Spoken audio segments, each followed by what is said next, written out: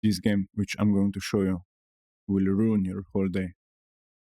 Hello guys, and welcome back to this series, Learn from Beginners.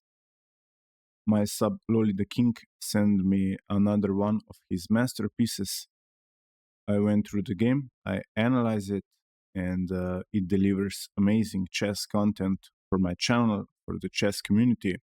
So today we're going to look at this game, we're going to analyze it together and see where mistakes have been made, so you guys can learn some stuff. I hope you will enjoy it as much as I did, and if you want your games to be seen on the channel analyzed, you can send them to me via link or via mail, whatever. And if you're enjoying in my chess content so far, you can subscribe to my channel. Really appreciate it. So without further ado, let's get to the action. Okay, my subscriber is playing with the black pieces. His name is Lolly the King, 1000 rated player, and he's playing against a South Korean dude, no chit chat, which he's got 983 rating points, so they're about the same level. So let's see this game. No chit chat, started and opened with e4. We have e6. My sub is playing with the French defense, so let's see how he deals with it. We have interesting, not taking the center with d4. He played knight to f3, and we have d5, e5, going immediately for the push, and now we have c5. I think this is it's playable, but now you need to play c3 and d4 with white pieces, and or the second most popular move is to play g3. Of course, that didn't happen, and here he played d4. And now we have knight to c6, a beautiful move, putting some pressure on that d4 square. And we have c3, stirring in the d4 pawn. Queen b6, putting a lot of pressure. I think black knows his stuff. And the first inaccuracy, queen to b3. We have queen takes on b3, a takes on b3, and now how can black punish this position? I'm going to show you one simple line. C takes on d4, and now knight takes on d4, knight takes, c takes, and bishop to d7, and this position is slightly better for black because white has got double pawns, and this bishop will come alive. I think black is doing okay, and he neutralized white's attack. But that didn't happen. Let me go back. Here, sub played knight to h6, and here the best move. If you're thinking about the best move, it's really interesting. You need to attack. The queens are off the board, so you need to strike and attack the center.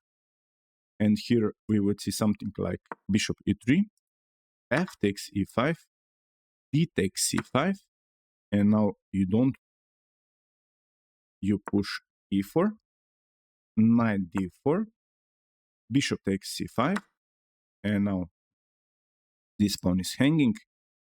You take the pawn, you attack the bishop, and now if he takes your knight, you take his bishop.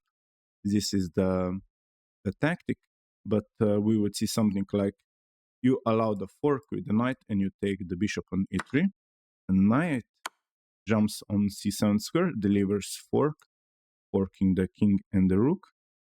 King attacks the knight, knight takes the rook, and bishop f4, nicely controlling the black squares, b4, and knight to f6. And now if you look at this position at the end of the line, here I would choose black, because you get 2 pieces for the rook, and this knight is going to fall. It can't escape via the c7 square, and it can't escape via the big b6 square. So I think the engine evaluates this position as slightly equal. Here, matter of taste, I would choose black here. But that didn't happen. Knight to h6 was played, and we have bishop to b5, pinning the knight. Bishop to d7, unpin, and the best move, you take the knight and double black's pawns. And now knight to b2, rook g8. Here I can show you another line. Here black missed something, and here I'm not going to ask you to pause the video because this is just a nice tactic. Black missed that he can take the pawn here, because the point is, if let's say, for example, if white takes the bishop, you just take the bishop back and you won a pawn. And if I go back, and if white takes the, let's say, for example, the knight, you just take the bishop and you won a pawn. So this is better for black. Black is a little bit better, but unfortunately he missed it. Here I don't blame him for that move. What? Here the best move would be to create the knight, but the white castles in front of the rook. Interesting. And in this position, I really can't explain what black was thinking, because he castled queenside, and this is a mistake. Do you see why? This pawn is hanging because of the rook on a1, and you just get rid of the defender. White saw the opportunity, and he took the knight on c6. Bishop took on c6, and rook takes on a7. And we have another inaccuracy by black. You need to go to c7 square in one go, but he attacked the rook. And now white immediately played rook from f to a1, double the rooks. The threat is rook a8. And now black spent 2 moves to get to c7 square. Rook a8, and we have bishop e7. Okay, nice move, connecting the rooks and putting some defense on that d8 square. Rook takes d8, and we have rook takes d8 and h3. Okay. Now here in this position, I would play rook g8 to put pressure on the g file, or maybe to make a rook lift. It's interesting that the engine thinks that b6 is the best move, but here this is not a human move, because you allow check on a7 square. Here my sub played f6, which I think it's not so bad. It's you get rid of your backwards pawn. I think it was a fair choice. We have takes, bishop takes, and knight to e5, which is inaccuracy. Here white missed the opportunity to grab a pawn. This pawn is free, you just take the pawn. This was the best approach, and now if black wants to push the pawn and get that nice center, you are stronger on the queen side. You just push, connect those pawns, you play b4, and now let's say, for example, if some of you guys think that e4 is a good move, it's really bad move, because knight gets that d4 square, And according to the engine, the best move is to play h5, and now rook e1 puts a lot of pressure on that e5 pawn, and this position is described as +2 advantage for white, and I would choose white. Even if black has the bishop pair, I think white is better in this position. So knight e5 is inaccuracy because of this pawn. Black surely missed this, and he wants a knight. I really can't blame him for this move. D takes on e5, and now a nice move by black. Rook g8, putting a lot of pressure. And here, when I first looked at this game, I thought to myself that black is making a trap for white, and he is going to push the pawn and get this king in some windmill action. And here, white just played knight to f3. So he prepared everything for black to execute his plan. And here, when I saw this game, black played d4, and I thought to myself, oh my goodness, white is going to miss this, and black is going to take this knight for free, because you can't take, because this pawn is pinned. The king is on g1 square. So here in this position, the best move is to play knight to e1 to defend and secure the g2 square. But here white play c takes on d4. Oh my goodness.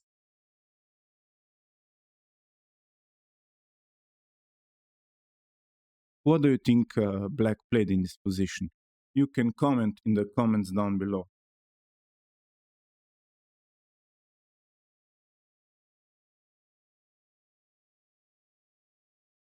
Black played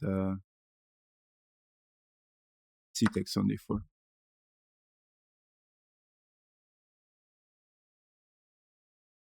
I think if you are 1000 rated player, you need to see this move. This is completely winning for black. You just take the knight, and now the white cannot take the bishop because the pawn is pinned. So here we would see something like g3, and now you take the pawn. You're winning the game, you're putting the rook on the d8 square, pushing the pawn, the d1 square is covered, so black is completely winning. But unfortunately, he missed the move, and it's all about the pawns. If you are a beginner, you're thinking just about the pawns. And now we have here, white saw the threat and he unpinned, king to h2. Here the best thing to do is to take the knight, because you double white's pawns, you split the pawns, and white has got 4-pawn alliance, and black has got also 4-pawn alliance. But now we play king c6, rook a4, trying to attack the d4 pawn. You defend, give a check, and now b5. And this position is slightly better for black because of this passed pawn. So that didn't happen. Here white played rook d1, and we have rook d8, securing and defending the d3 pawn. And now we have knight e1 going after the pawn. d2 was played, and now knight to f3, attacking the pawn once again, 2 times, and now finally bishop takes the knight, g takes on f3, and king to c6, king to g2. We are in the endgame, and now look at this beautiful endgame. King to c5, king to f1. The plan is to go Here with the king, grab the pawn, exchange rooks, and win the game because white is going to push this pawn, black is going to take, and then you're going to push the pawn and promote to a queen. This is the right plan. And now here in this position, this is the second critical moment of the game. You're black, the position is equal. What do you play here and why? Just comment one move. What would you play here? You need to save the game.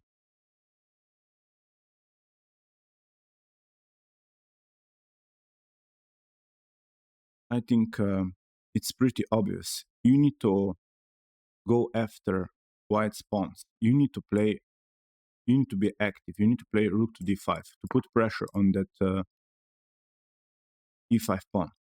And now the best defensive resource that white has is to play f4, defending and securing the e5 pawn. But now you just attack the f4 pawn. And now this pawn is lost. You can't defend it. So king e2, you take the pawn on f4, rook takes on d2, and now you deliver check, and you will pick that e5 pawn. King goes up the board, you take the pawn. At the end of this line, if you look at this position closely, the position is equal. If you're playing the best moves, I think this would be a draw. But if we go back in this position, black played, he went for the pawns. He wanted to gobble those pawns, and this is a big blunder. Why? It's blunder because the king is too far away. The king is out of the action. You will see why. King goes to e2, so this pawn is going to fall now. King takes on b3, rook takes, and now this is the white is now completely winning, but this is the last mistake. It's not the last mistake in the game, but it's he traded rooks, and now white took the rook, and this is completely winning position for the player with the white pieces. But stay with me, stay with the game, and see what will happen at the end. Here, you need to go back with the king, c4 and d5 to try to attack this pawn. But black is greedy and he wants pawns. He just took the pawn, and now king to d3, b5, trying to, let's see who will be faster. We have f4, trying to play for f5, takes, and like I said earlier, promote to a queen. b4, f5, b3, f5. F takes on c6 was played, and we have king to a2. Promotion comes with check, so this is a big threat. e7, b2. White is completely winning.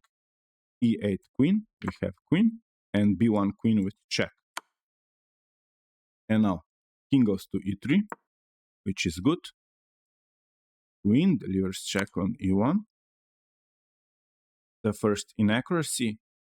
Here you need to go to f3 square to guard the f2 pawn, but white went to f4, and we have queen takes f4, king goes to g4, queen g2 check, and now you need to go to f5, just bring the king. You have got two more pawns. This pawn is defended, and you will queen this pawn when you trade queens. Here in this position, white played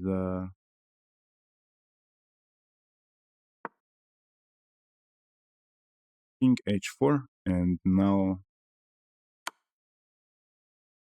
this is checkmate. I have no words. I have no words for the player with the white pieces in this game.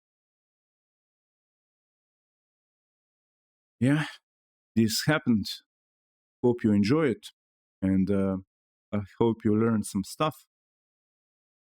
We will see you soon with more chess content to come. And if you like this series, you're welcome to send me a game. You can send me via link in the comments, or you can send me a mail.